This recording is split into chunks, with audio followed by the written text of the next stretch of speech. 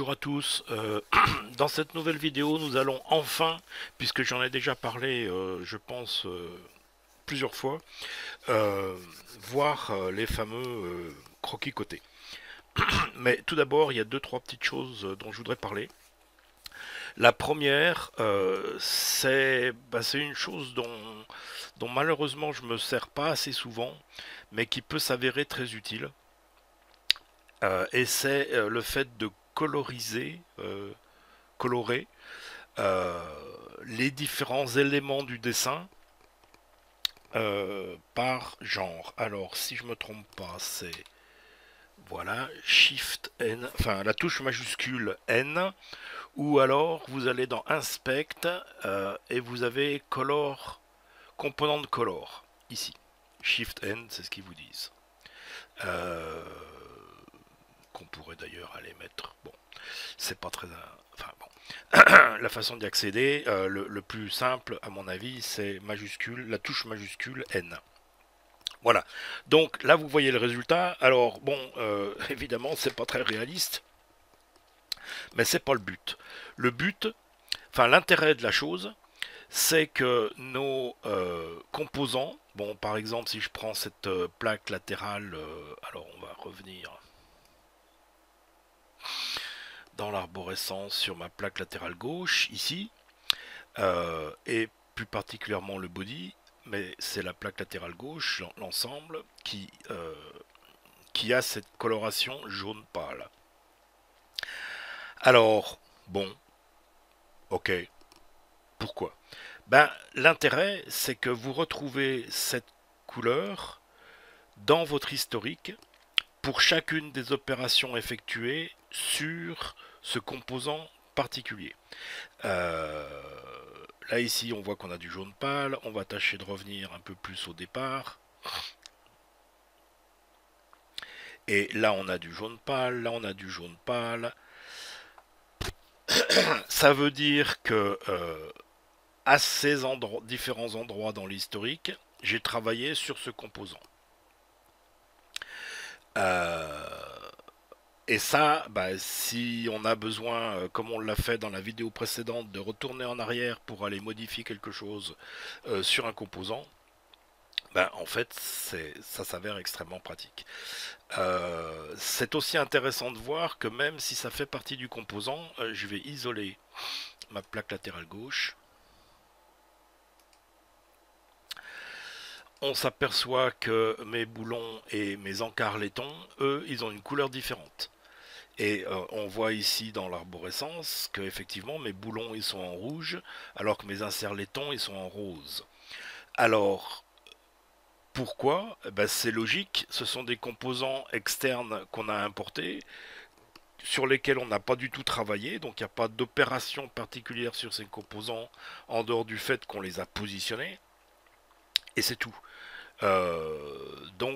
Ça nous signale que donc sur ces composants de couleurs différentes, bah, éventuellement il peut y avoir des opérations, mais pas des opérations dans notre barre principale. Donc voilà, une chose que je voulais montrer parce que je pense que ça peut être utile lorsqu'on a besoin d'aller chercher dans l'historique à quel endroit on a fait des opérations sur un composant particulier. J'ai dit que je m'en servais peu parce que c'est vrai que visuellement, je préfère de loin quelque chose qui a un aspect plus ou moins réaliste. Voilà. Deuxième chose, j'en profite de le faire maintenant. Je mettrai ça dessous la vidéo, les liens. Mais si vous voulez récupérer les fichiers STL pour imprimer vous-même cet objet, j'ai tout mis sur Thingiverse, donc je mettrai le lien vers cet objet particulier dessous la vidéo. Et donc vous pouvez aller télécharger les fichiers STL. Et vous pouvez m'envoyer quelques dollars si vous trouvez que c'est du bon travail aussi. Et voilà.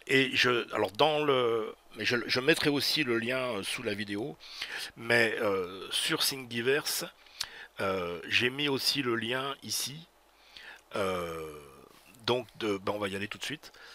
De ma boutique dans laquelle je vends, enfin j'ai fait un petit kit, un petit package de, voilà,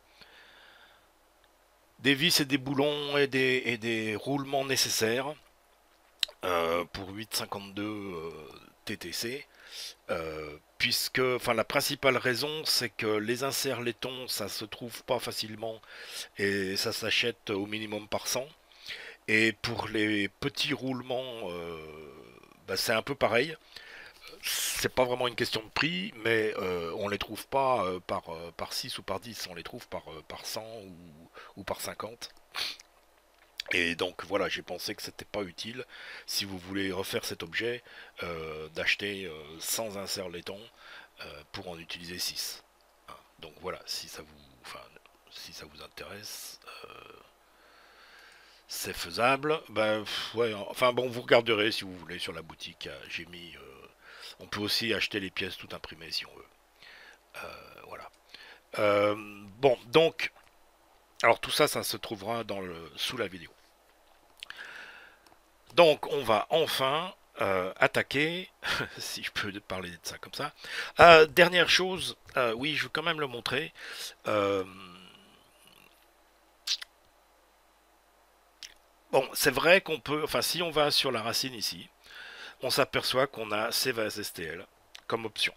Manque de bol, si vous faites ça à ce niveau-là, vous allez sauver comme STL la totalité des composants de cette conception, c'est-à-dire les plaques, bien sûr, enfin les différents objets à imprimer en 3D, mais aussi les vis, les boulons, les inserts laitons, absolument tout.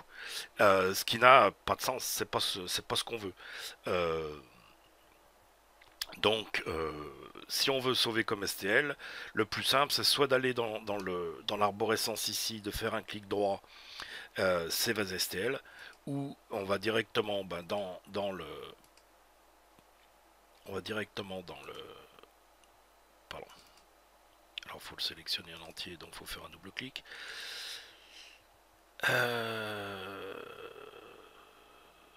Et le mieux, c'est d'aller sur le body, parce que si on fait un double clic, on sélectionne l'objet dans sa totalité, donc là aussi avec les boulons, les inserts, etc.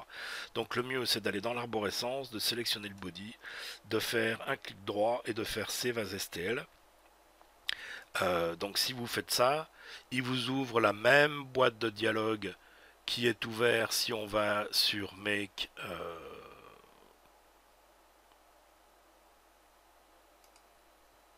Print. L'inconvénient, c'est que bon, ici, il m'a gardé des options que je ne veux pas utiliser. Bien que, enfin, pour voir, on peut directement aller dans. Ben, je vais le montrer après. Euh, donc, pour moi, le plus pratique, c'est d'aller donc sur Make, 3D Print, de mettre les options qu'on veut, c'est-à-dire que là, je ne veux pas voir le mesh avant, parce que j'en ai pas besoin. Le refinement, bon, ça, c'est en gros, c'est le nombre de triangles qui vont composer le mesh. Et pour des objets simples comme ça, moi je le mets à le refinement à high parce que comme c'est pas trop une pièce enfin complexe, ça va pas beaucoup ralentir les calculs pour aller faire pour le slicer et ça permet quand même d'avoir une définition notamment dans les arrondis qui sera supérieure. Et là, je ne coche pas envoyer vers un utilitaire 3D, un utilitaire d'impression 3D. Et donc là, j'ai toujours sélection qui est là, et je fais ma sélection maintenant. Et là, j'ai mon bouton OK qui est actif, alors qu'avant il ne l'était pas. Et si je fais OK, j'ai la boîte de dialogue des fichiers qui s'ouvre, et il me demande le nom que je veux lui donner, à quel endroit je veux aller sauver mon fichier. Donc voilà, ça marche très bien, c'est une bonne façon de faire. Alors une autre façon de faire qui est aussi possible, c'est donc d'aller faire, enfin soit par un clic droit, soit en allant sur 3D Print, et cette fois-ci de lui dire qu'on veut utiliser un utilitaire 3D. Alors là, vous sélectionnez, suivant le slicer que vous utilisez, suivant ce que vous faites. Moi, c'est 3D, c'est Repeti Host. Et dans ce cas-là, il va aller ouvrir directement Repeti Host avec donc ce STL dedans. Le seul inconvénient, c'est qu'il lui donne un numéro, il donne un chiffre qui n'a pas vraiment de sens. Donc, ben, en fait, c'est pas quelque chose que je fais très souvent, que c'est même quelque chose que je fais pas. D'autant plus qu'on peut vouloir, comment dire, grouper pour imprimer plusieurs pièces en même temps, et dans ce cas-là, bah, autant aller saisir manuellement. Moi, je vois pas. Enfin bon, c'est pratique de pouvoir envoyer directement vers un utilitaire d'impression 3D. Euh, mais bon, c'est pas vraiment une fonction que j'utilise. Je préfère sauver manuellement et savoir où sont mes fichiers. Voilà, bon, on arrête là-dessus. On passe maintenant sur euh, donc créer alors new design, new drawing, pardon. Donc design, c'est vraiment ces conceptions. C'est pas dessiner, hein. En français, on aurait tendance à design, dessiner. Non, pas du tout. Un design, c'est une conception. Euh, un designer, alors on parle dans la mode, un designer de vêtements, mais non, un designer de meubles, par exemple, c'est vraiment c'est plus proche de l'architecte que du dessinateur, on va dire. Hein, le design. Donc c'est vraiment la conception. Drawing, c'est draw, c'est dessiner. Alors là, c'est du dessin. Hein, donc du dessin 2D. Et donc, dans ce contexte-là, ben, il s'agit de plan côté. Alors, from design, from animation. Ah ouais, j'ai pas parlé d'animation encore, il faudra qu'on aille voir ça. Ah oui, vite fait. C'est pas vraiment de l'animation, mais je veux quand même le montrer parce que certains, visiblement, ont des petites difficultés avec les joints et avec le fait de les animer. Alors, avant de partir dans les dessins, les pauvres, ils sont poussés à chaque fois. Euh, je vais vous montrer deux choses. La première, c'est que si vous sélectionnez un joint, bon, puisque là nos 6 joints sont identiques, enfin ils sont identiques, ouais, ils tournent, ils fonctionnent tous en même temps, on va dire. Donc si je sélectionne un joint qui n'est pas de l'herbe, hein, c'est bon, bref, et que je clique sur Drive Joints, j'ai la possibilité, j'ai ici, comment dire, le les mouvements, enfin la possibilité d'animer, de faire le mouvement du joint qui devient visible avec cette petite rotation ici, et donc avec la souris, je peux manuellement aller faire bouger, euh, donc varier l'angle du joint, ce qui en même temps fait bouger la totalité, sans avoir besoin d'aller draguer, de cliquer sur une barre et de bouger avec la souris. Hein. On peut faire ça de cette façon. De la même façon, alors on peut dire OK, de la même façon, lorsque je suis sur un joint, si je fais un clic gauche, pardon, un clic droit, pour avoir mon menu contextuel, on voit qu'ici j'ai Go to Home Position. Donc ça veut dire revenir à zéro. Hein, donc on revient à zéro. Bon, une autre chose qu'on peut faire, et qui est aussi dans Assemble, donc là où on fait les joints, c'est Motion Study, donc étude de mouvement. Alors, Select Joint to Animate. On va faire ça vite fait. On sélectionne un joint. Voilà. On va sélectionner un point sur cette ligne qui représente donc ce joint. Et on va lui indiquer un angle. Alors, on va dire 12 par exemple. Ensuite, on va ailleurs sur... Alors,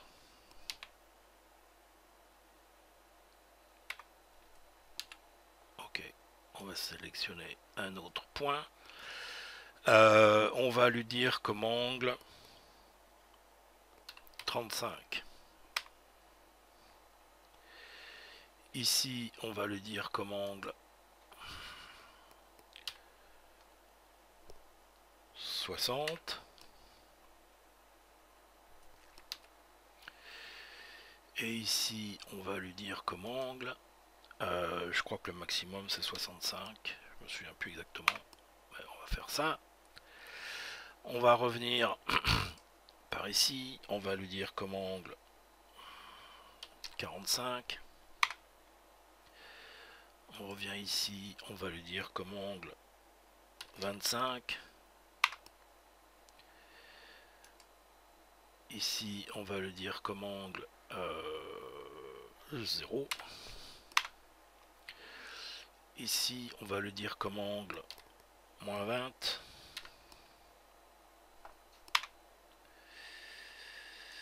Ici, on va le dire comme angle moins 40. Ici, on va le dire comme angle moins 60. Alors là, j'ai...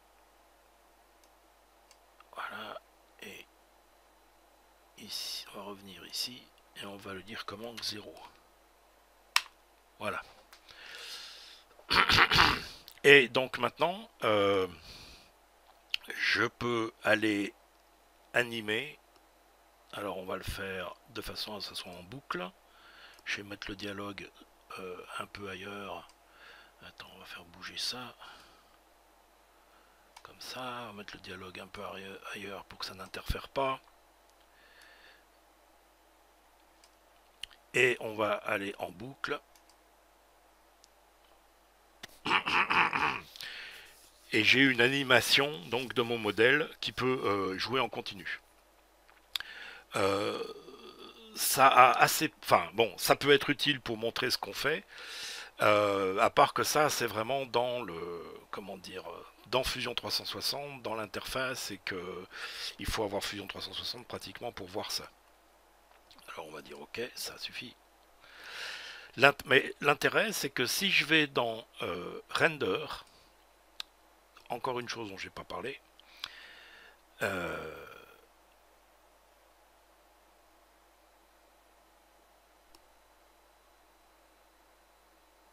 alors pourquoi je vois pas mes... Bon bref, dans Render, au lieu de prendre donc mon image fixe pour le... Ah ben voilà, ça prenait juste un certain temps. Je peux aller faire un rendering de mon animation. Donc en fait, au lieu d'avoir une photo, je vais pouvoir avoir une petite vidéo de mon objet en mouvement. Voilà. Je vais pas aller plus loin pour l'instant. D'autant plus que là, alors pour le coup, c'est pas ma spécialité. Mais on peut très bien aller faire une animation donc d'une vidéo. D'ailleurs, je pense l'avoir déjà fait. C'est un peu plus ancien. Je vais vous montrer ça rapidement si ça veut bien.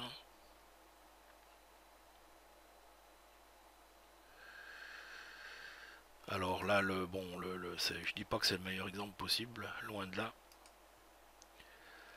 Mais voilà, on peut ralentir l'animation et tout, et ça permet de montrer à l'extérieur assez bien l'objet qu'on a fait et le genre de mouvement dont il est capable. Voilà. Donc on retourne sur notre modèle. On va revenir à 0.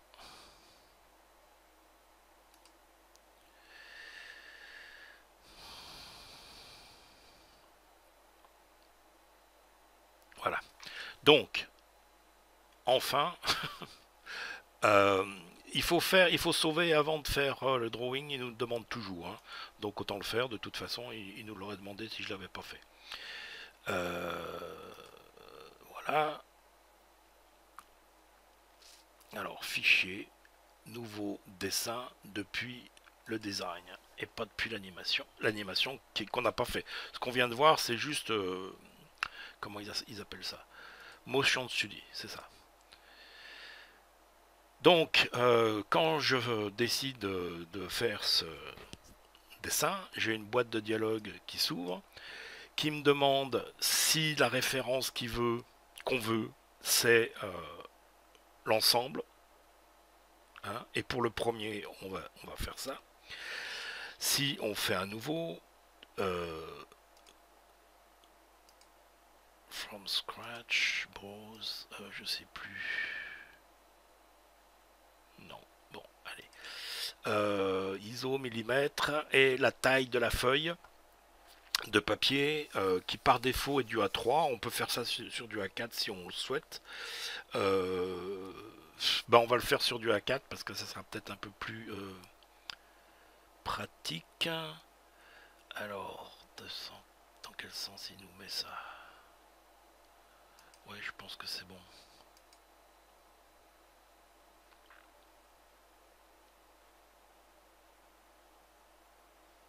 Voilà. Et donc là, on est sur une feuille de papier avec une cartouche, enfin un cartouche pour aller indiquer donc les différentes choses qu'on fait et comment dire, aller positionner donc une vue que l'on choisit de notre objet. Alors l'échelle, on va voir si ça passe à 1,1, j'en suis pas sûr. Et on va faire shaded et l'orientation. Alors je sais jamais comme ça. Ouais, bah non, là on est à l'envers. Alors south-ouest, il faudrait peut-être que ça soit nord-ouest. Voilà. Voilà. Donc on va positionner notre objet. Vue en perspective. Donc j'allais dire, alors bon, on va voir au fur et à mesure.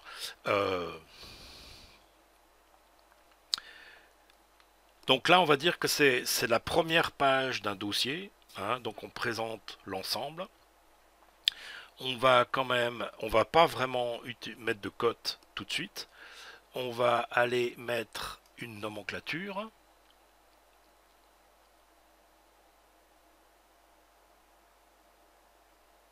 Alors,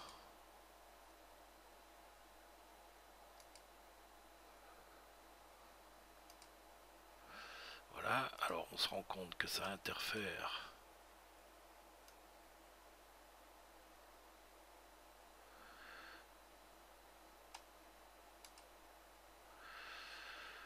Ouais, c'est juste, mais ça passe. Donc là, il nous fait une nomenclature des différents éléments qui composent notre gabarit.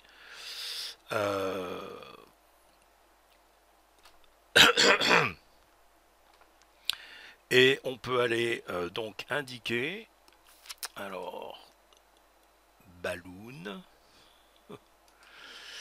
Donc, l'item 1, plaque latérale droite, c'est sans doute celle-ci.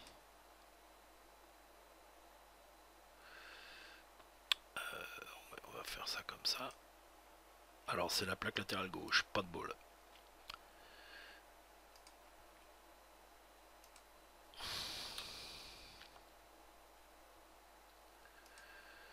Donc, on y va pour balloon.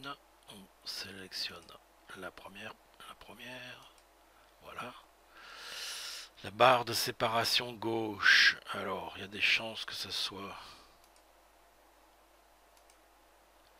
celle-ci.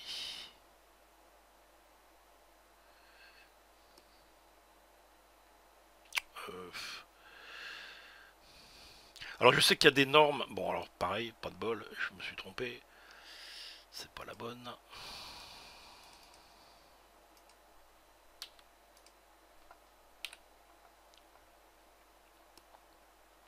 Alors je sais qu'il y a des normes pour tout ce genre de choses dans la profession.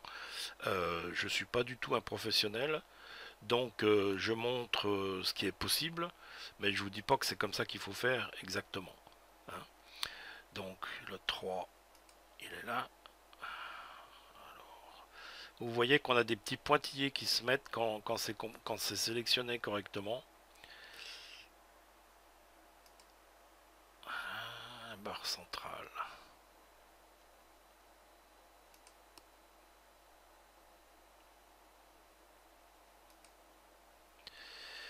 Et la dernière plaque.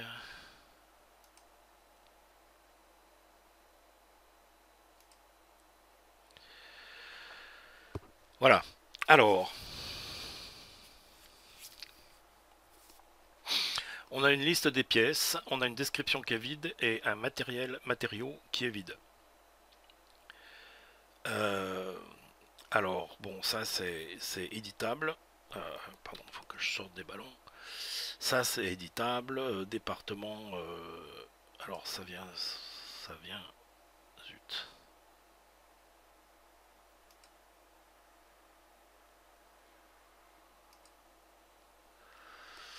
Alors, si je veux pouvoir taper dedans. Taper dedans.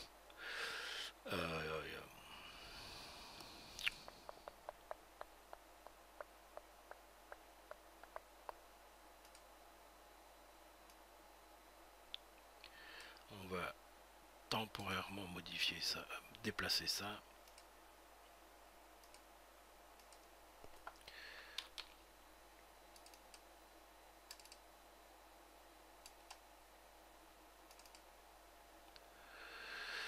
Donc, si on fait un double clic sur le bloc, ce qu'ils appellent le bloc titre, en français on appellerait ça la cartouche, on peut aller insérer une image comme logo et on peut aller remplir donc tous les différents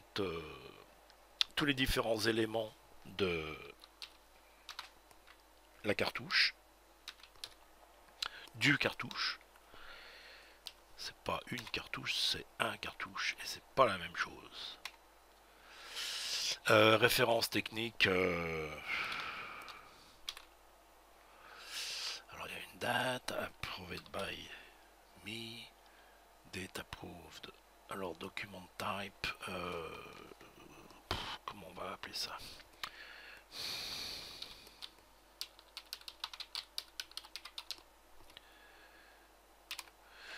Dossier technique.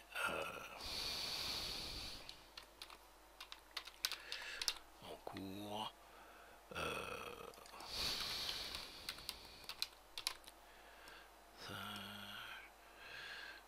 Drawing number 1. Alors sur combien? Je sais pas. Révision number 1. Et la date, ça serait aujourd'hui, donc 14/09/2017. On lui fait OK et on a donc notre cartouche qui se remplit de cette façon. On va remettre notre image à sa place, enfin notre image, notre dessin.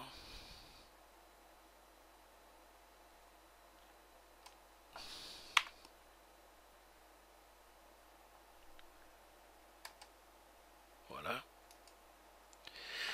Voilà, donc ça, ça serait, on va dire, la présentation, enfin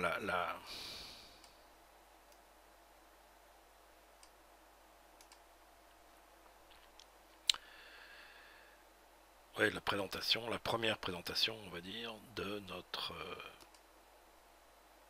gabarit. Alors,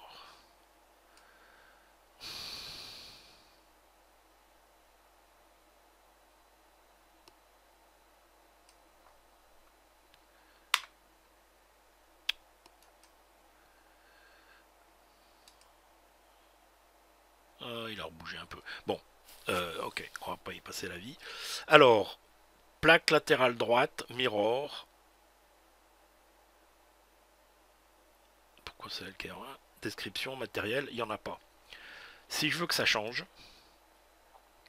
il faut que je retourne dans mon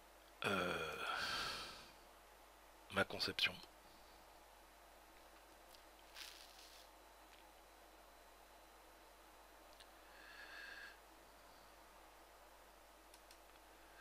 Alors, pardon, c'est ce que c'est. Je sais plus si c'est à ce niveau-là.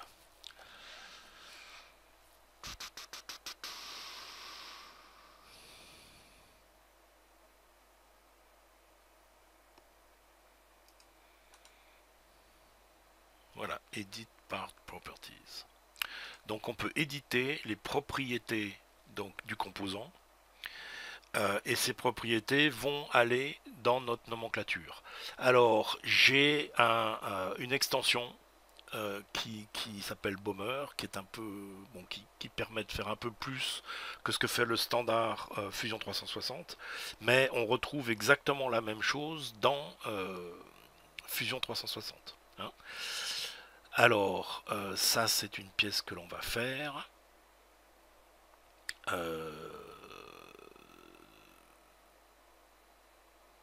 Description.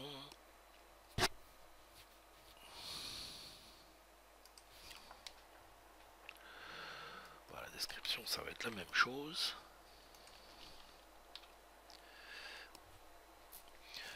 Alors, vendor.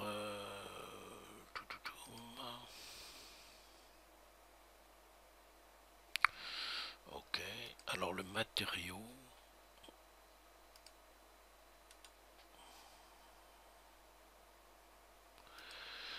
Matériel physique, plastique.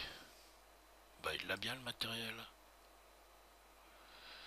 On va dire ABS plastique. Donc ça c'est fait.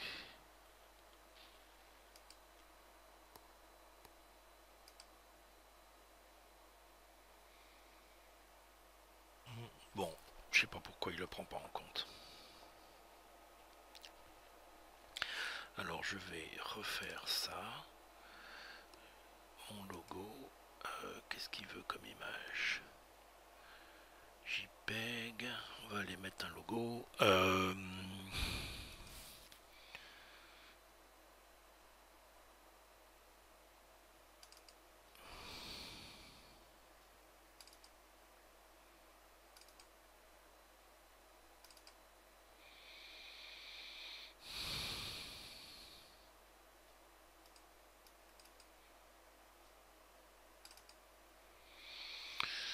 Alors, est-ce que j'ai ça comme je veux? Voilà. Ouais, 300, je me rends pas compte. Ouvrir.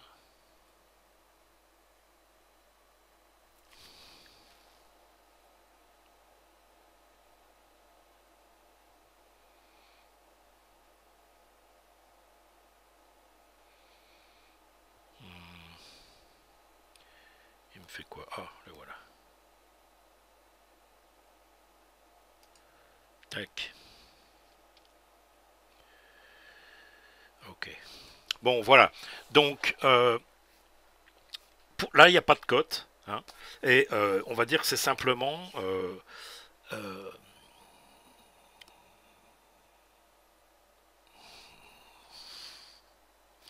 dossier technique, c'est pas ça. On va dire nomenclature.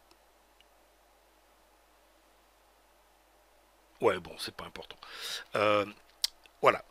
Alors, ici en bas, si je clique sur plus, bah, je vais ajouter une nouvelle page à mon dossier. Hein. Et vous voyez que dans la cartouche, il m'a repris tous les éléments qu'il y avait dans la cartouche précédente, ce qui n'empêche que je peux les éditer. Mais vous voyez que je suis à la feuille 2 sur 2. Hein. Donc il met ça à jour au fur et à mesure. Ça ne me va pas. Donc on va pas faire comme ça. On va supprimer cette feuille. Delete sheet. Notre drawing là pour l'instant il n'a pas été sauvé, donc il n'a pas de nom. Donc on va faire ça tout de suite. On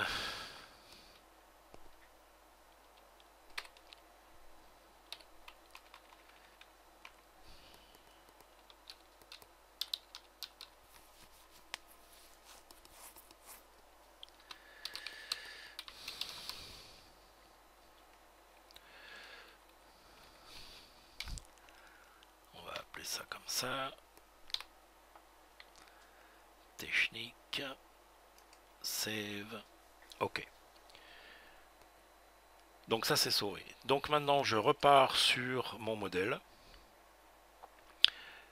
Je lui dis que je veux donc un nouveau dessin depuis la conception. Ah, il veut que je sauve à nouveau. Bon. Cette fois-ci, je ne veux pas le full assembly. Je veux juste un composant. Et on va commencer par le premier, c'est-à-dire la plaque latérale gauche. Donc, drawing, create new. Non, je veux pas créer un nouveau, je veux qu'il s'attache à ce qu'on vient de faire. Donc, gabarit, dossier technique, c'est ce qu'on a fait. Nouvelle feuille, c'est bien ça. Même dimension. Allons-y. Alors, je vais garder le défaut, puisque c'est ce qu'il me propose. Tant pis, on va faire comme ça. Alors, par contre, on va modifier l'échelle. 1 sur 1, c'est pas si gros que ça. Donc, on va aller mettre ça comme ça. Et on va lui dire OK.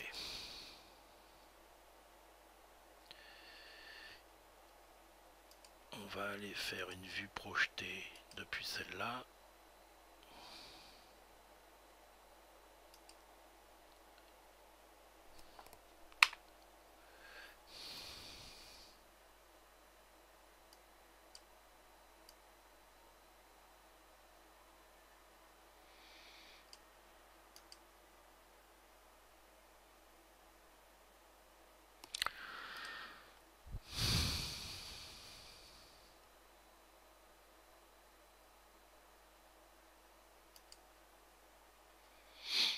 Voilà. Alors, je peux pas la mettre où je veux. La vue projetée, elle est par rapport à l'axe duquel c'est projeté. Hein. C'est pour ça que je pouvais pas la mettre dessous. Si je veux aller mettre dessous, je vais sans doute avoir une vue de dessus. Alors, pardon, on va recommencer. Drawing view, projected view, from this. Press enter.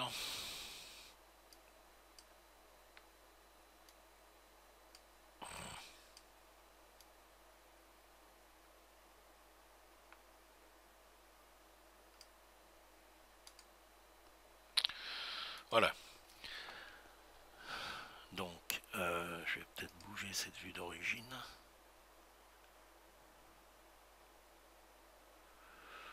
Pour me faire un peu de place. Ça me bouge tout. Voilà, ça. Merde.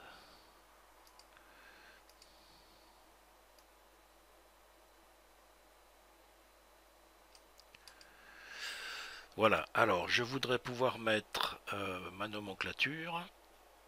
Et j'ai peur de ne pas avoir beaucoup de place.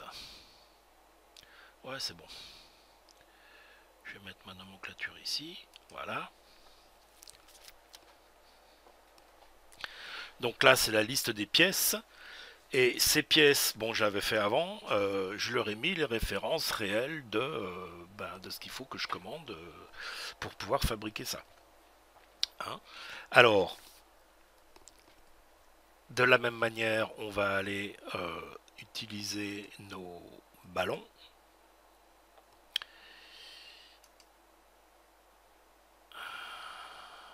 Alors, ouais, c'est peut-être pas idéal.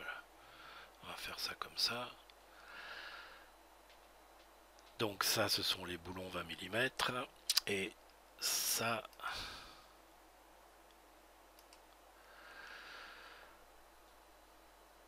Ah zut, il m'a sélectionné le boulon une deuxième fois. C'est pas ce que je veux. L'insert laiton, ça va peut-être être plus compliqué. Alors, ballon. Ah ouais, parce qu'on voit de dessus.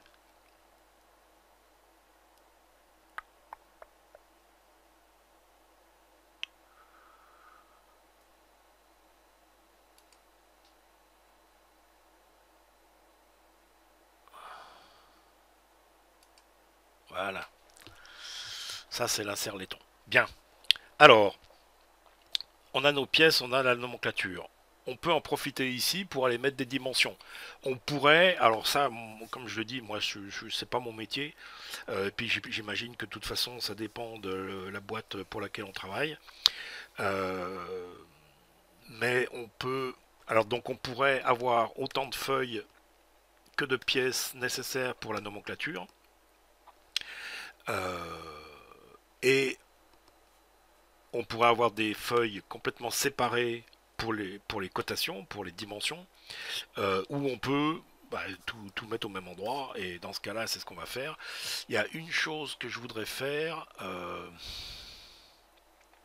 c'est mettre une sorte de petite note qu'on va aller mettre par là.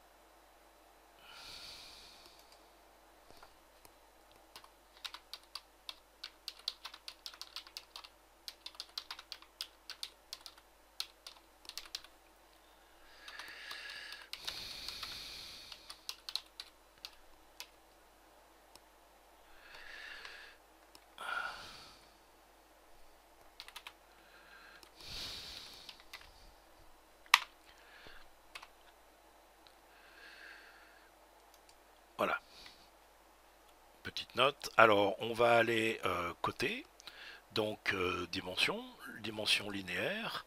On va déjà prendre un premier point ici, un deuxième point ici, et on va mettre une cote. On va aller faire la même chose pour les dimensions. Alors, dimension linéaire. On va faire, ouais, ici s'il veut, ici. Et on va aller mettre la cote dessous, ici. Voilà. On va aller prendre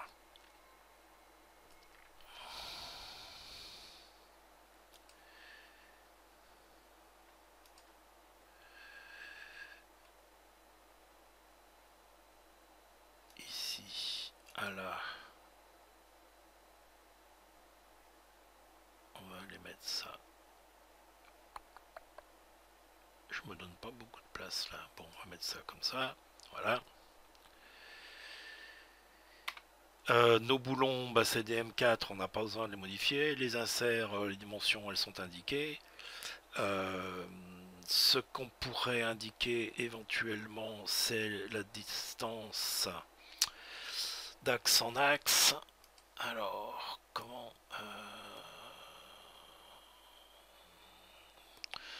la dimension du diamètre de ce cercle.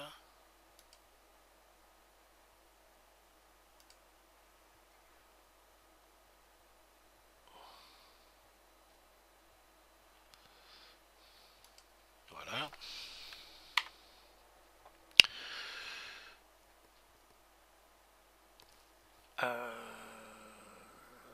Alors, si je veux...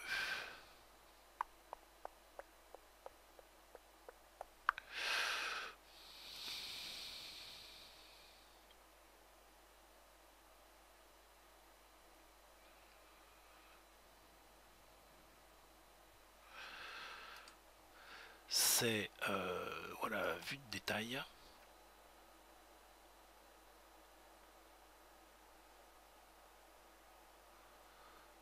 Voilà, c'est bien.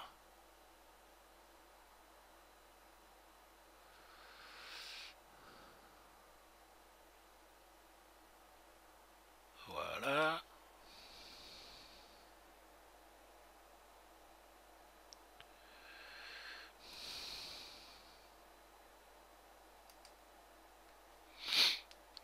Voilà, donc ça permet d'avoir une vue agrandie. Je vais revenir à la taille normale. J'aurais d'ailleurs peut-être pu faire un cercle plus petit que ça.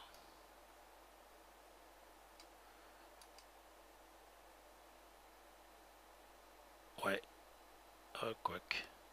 Ouais, mais ça va me permettre de remettre donc mes ballons, euh, notamment pour l'insert laiton.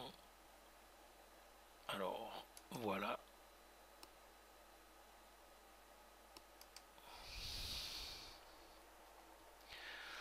Comme ça.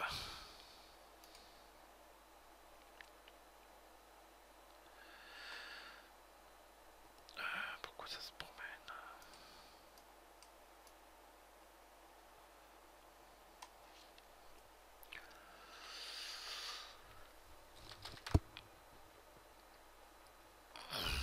Alors, le A de 1, ça c'est pas à sa place.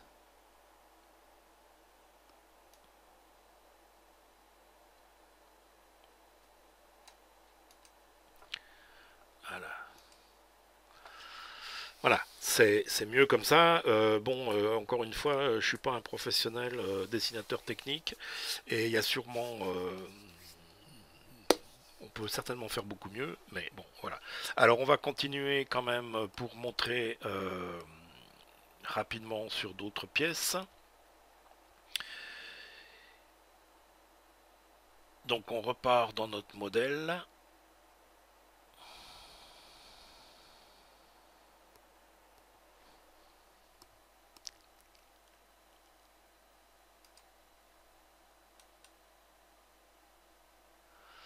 Non, c'est bien ça, c'est bien comme il faut. Donc on repart dans notre modèle.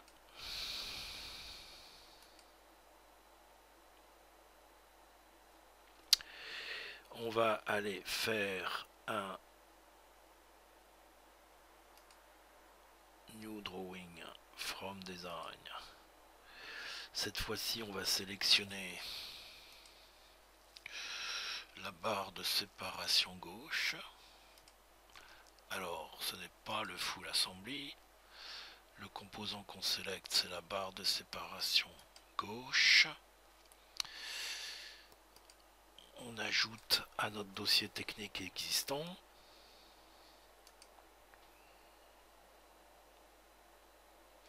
Échelle 1/1. On va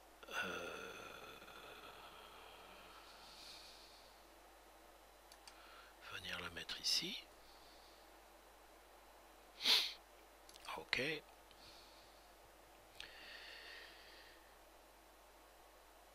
On va faire une projection de ça. Alors, il en veut une là. Ok.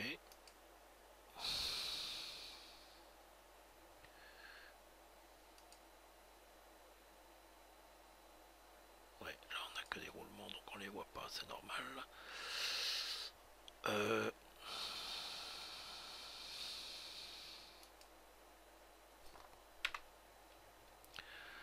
Voilà. Par contre, ça c'est le dessus, et il m'en faudrait une du dessous.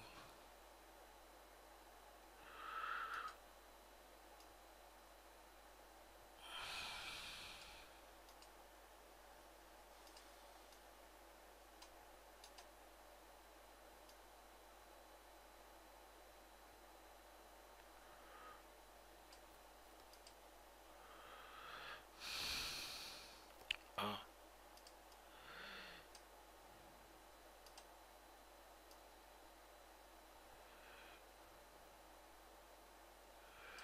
Voilà, ma vue du dessous, c'est très bien comme ça.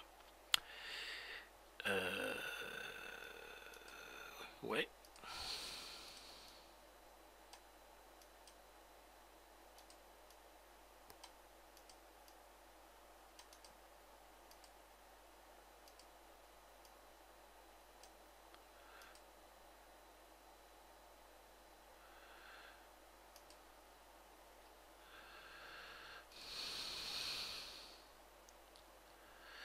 Ok.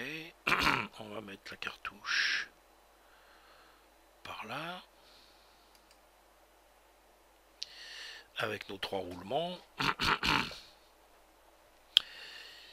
On va aller mettre des ballons pour les roulements.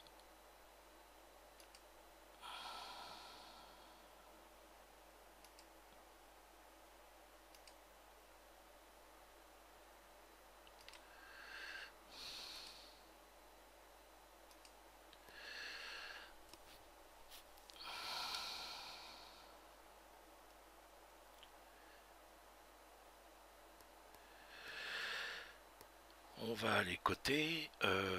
On va aussi mettre une remarque.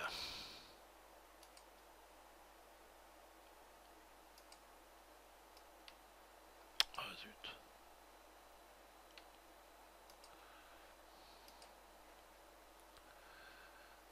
Texte, texte.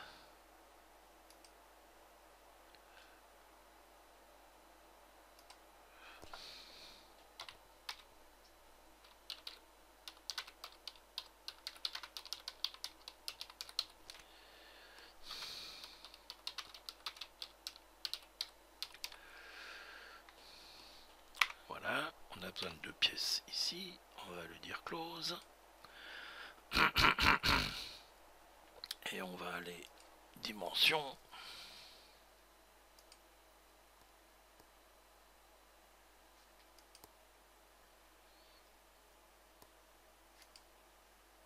Bon, c'est pas ce que je veux.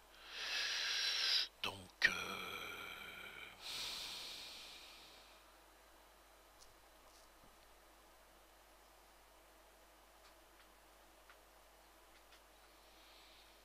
diamètre du cercle intérieur 4 mm, diamètre du cercle extérieur 8 mm.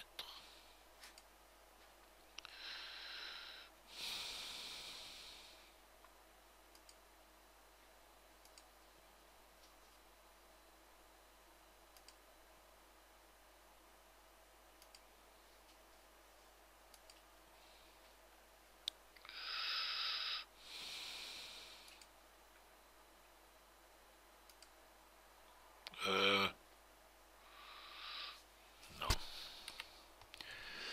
Donc dimension du centre de ce cercle au centre de ce cercle. Non, il m'a pas pris le centre. Dimension. Je vais zoomer.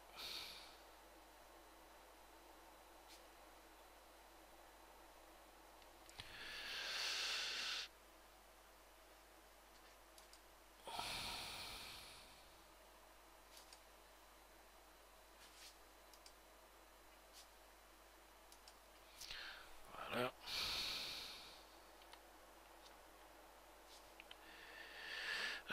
Je vais aussi dimensionner.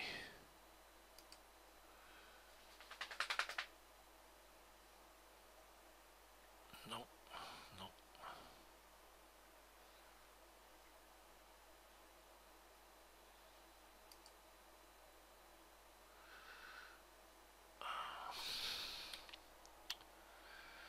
J'ai un angle droit. Alors, linéaire dimension entre là et là. Voilà.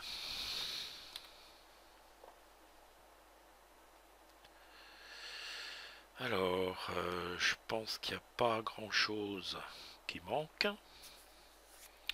Pourquoi il me fait un warning là?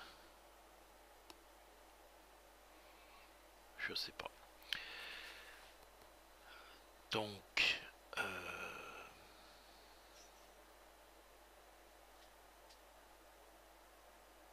ah bah ce que j'ai pas fait c'est la hauteur non plus. Donc on va aller dimensionner linéaire, dimension linéaire. Bon, on pourrait le faire ici en fait. De là à là.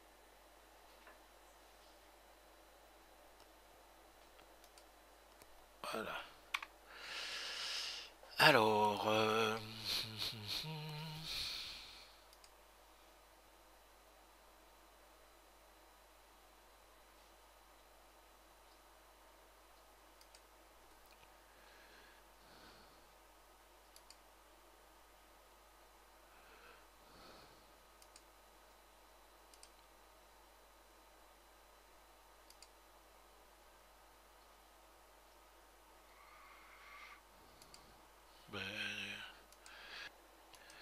voilà, que ça vienne pas en conflit avec le petit texte ici. Donc voilà ma feuille 3. La dernière feuille qu'on va faire, c'est le... Comment dire le guide lui-même de perçage. Donc on revient sur notre gabarit. On sélectionne que l'on veut donc un drawing depuis le dessin. On n'empêche que ça soit la totalité. Ce que je veux, c'est ma barre centrale qui va compléter ce dossier technique. Ok. donc de la même manière, il veut une barre. Ok, on va mettre ça par là. À l'échelle 1.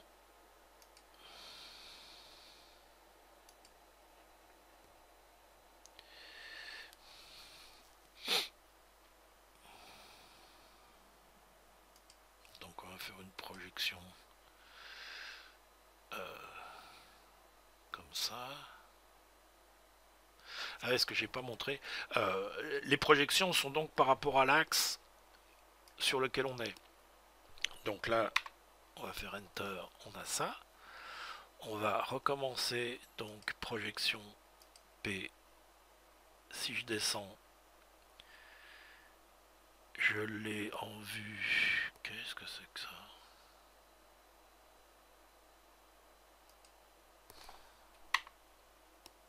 Non, oui, c'est bon. Et si... Alors, P pour projection. Si je vais dans ce sens-là...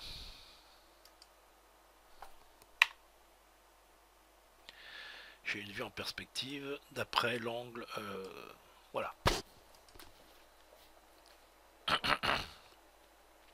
Alors, de la même manière, je vais aller placer un cartouche. Une table des matériaux. Alors, il faut que je bouge.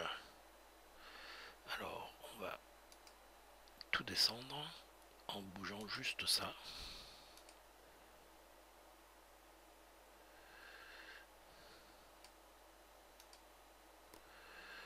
Voilà. Alors, pourquoi il m'a pas descendu ça en même temps? Ça aurait été bien plus pratique. Voilà.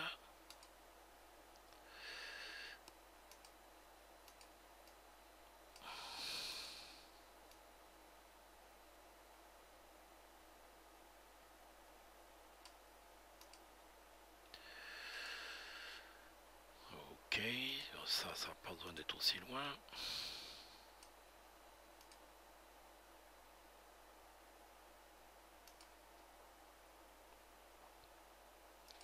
Voilà, c'est bien. Donc maintenant, notre table va sans doute réussir à rentrer. Voilà. Avec les inserts laitons et les boulons, mais qui cette fois-ci sont de 8. En fait, ça devrait, on pourrait mettre 10. Ouais, 10 ça passe aussi. Hein. Alors on va remettre nos ballons.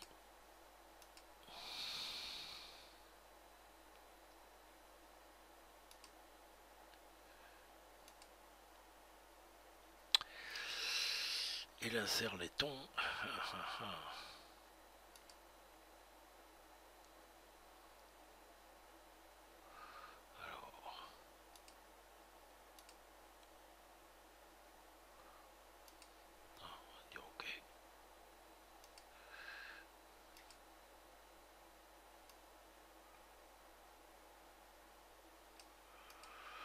Voilà, bon, c'est fait. Alors de la même manière, on peut aller mettre nos cotes.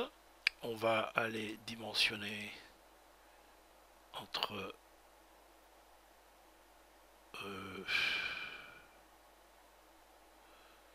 c'est pas vraiment ce que je voulais. Attends. Mais si je clique juste sur dimension, c'est, on va dire, des dimensions automatiques. Il va tâcher de déduire ce que l'on veut dimensionner. Si je vais sur dimension linéaire, et ben là c'est effectivement d'un point à un autre.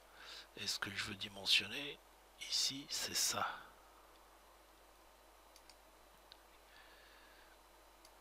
Voilà. On va aussi dimensionner alors ça à ça.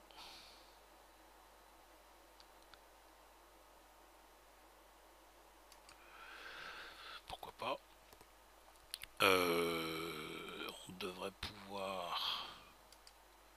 Alors si je lui dis dimension, est-ce qu'il peut sélectionner? Non.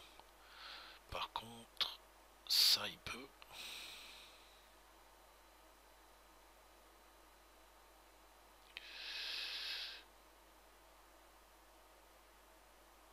je veux pas qu'il le mette à cet endroit-là.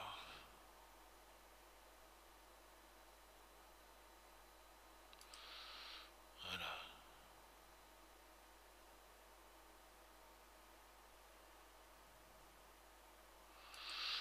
Ça fait 12 mm.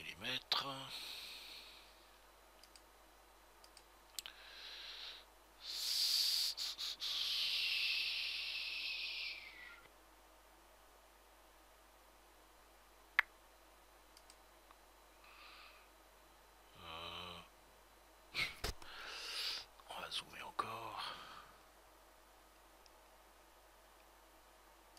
Tac.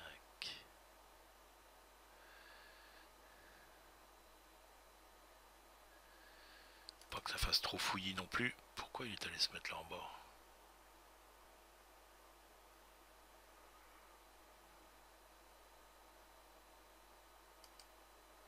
Oh.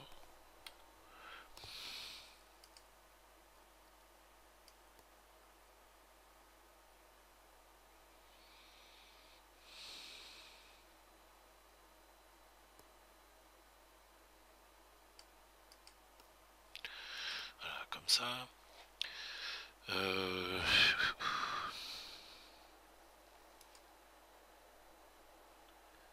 Pardon.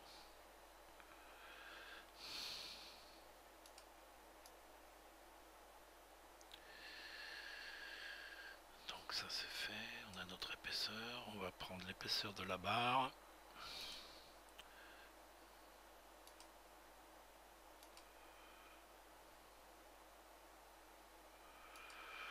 Voilà, on va prendre la hauteur, c'est fait, la longueur c'est fait. Bon ben voilà, on a les dimensions qu'il nous faut et on a nos 4 feuilles. Et on va aller sauver ça, puisque ça n'a pas été fait.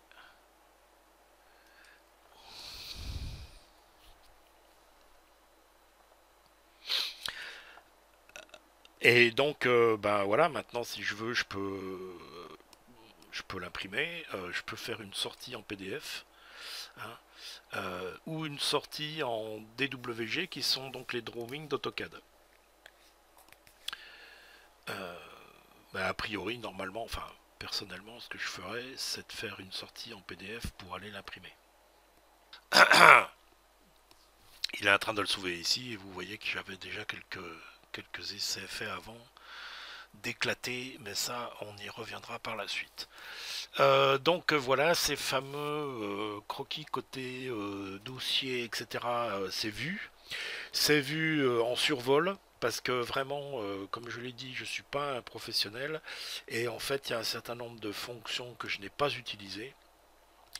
Notamment pour pouvoir indiquer des tolérances, un certain nombre de choses comme ça, pour pouvoir mettre des, comment dire, différentes lignes, différentes marques qui peuvent rendre le plan plus clair.